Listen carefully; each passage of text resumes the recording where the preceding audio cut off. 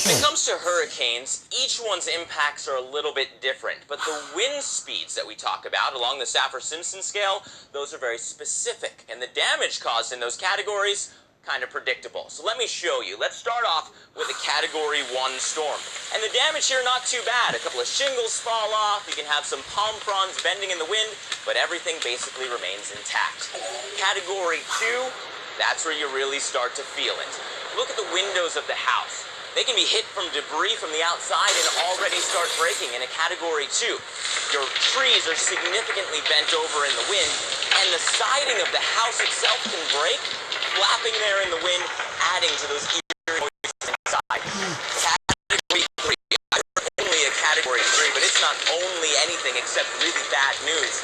In a Category 3, you can have the door of the house blow in because the winds get so strong. You can have the roof of the house start to flap up and down in the wind because it's going to lift off those weak points, and a lot of those trees start to fall. Category 4, the damage is even worse. You get most trees falling, most of your windows breaking, most of your shingles fly away, and then Cat 5 is as high as the category scale goes. By Cat 5, no shingles remain anywhere nearby. The holes in the roof get so big that the walls of the house start to fall because they're not attached to anything anymore. There won't be any trees up in the neighborhood. That's just catastrophic damage. But again, that's just from the wind, and there are other impacts from hurricanes, and they all vary through the season. So stick with the Weather Channel to keep you safe when the tropics head towards your neck of the woods.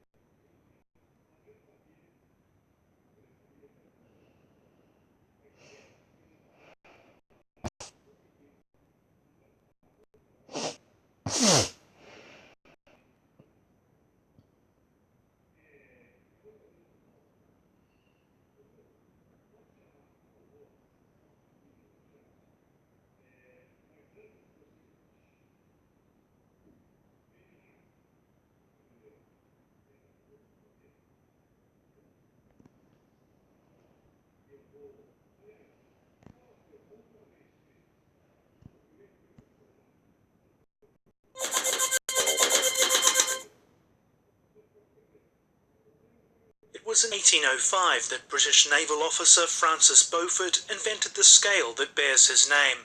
Constantly refined, it classifies wind in 13 categories, linked to speed, sea conditions, and the visible impact on land.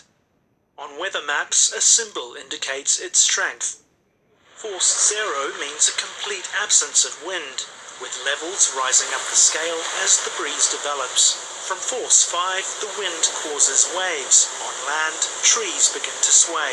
At force 6, the whistling of the wind can be audible. When it reaches force 8, small branches break off trees and waves on the ocean start to break.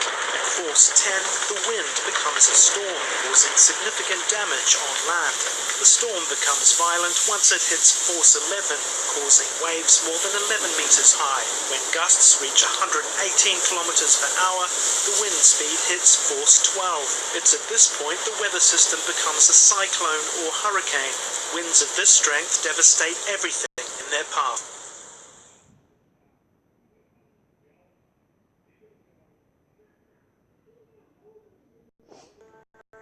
Even if you don't meet the eye of a hurricane, tropical storm force winds are nothing to mess around with.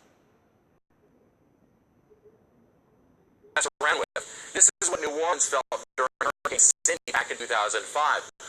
Winds in the city to around 70 miles an hour. You're going to want to be careful of flying debris or down power lines. At 74 miles an hour, you're dealing with a Category 1, like most of southeast Louisiana did to Hurricane Isaac back in 2012. Well-constructed homes could see damage to roofs and vinyl siding. Extensive tree damage pose an additional risk to you, your home, and your car.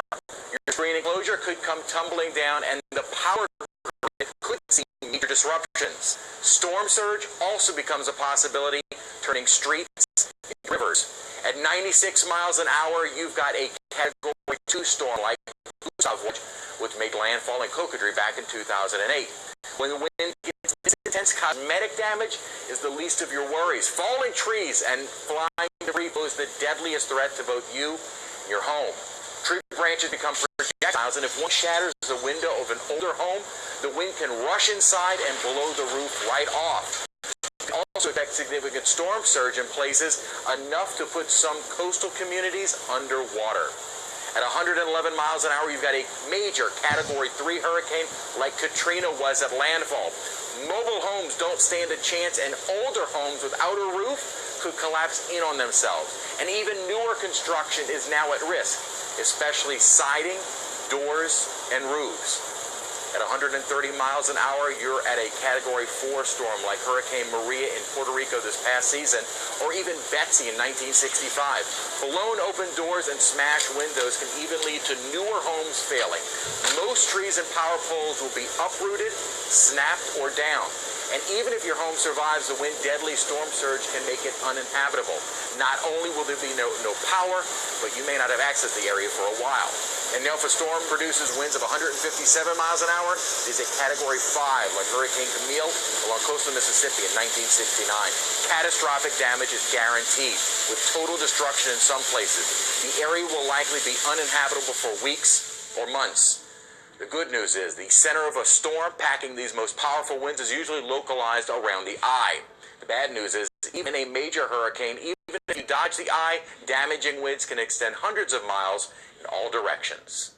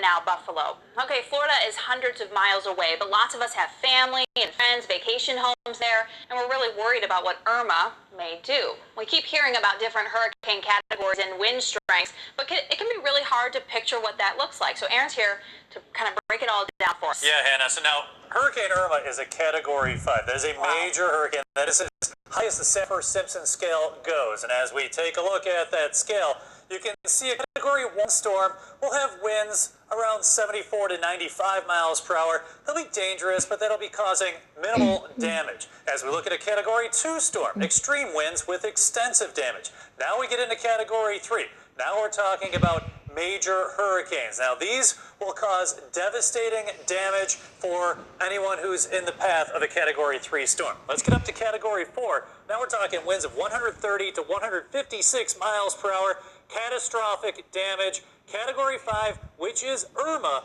with winds of 157 miles per hour or higher. This one has winds of 185 miles per hour. You can see total devastation, catastrophic damage with extreme winds. That's why it is so important to evacuate people in the path of this storm, because that is what they're going to be dealing with. Hannah.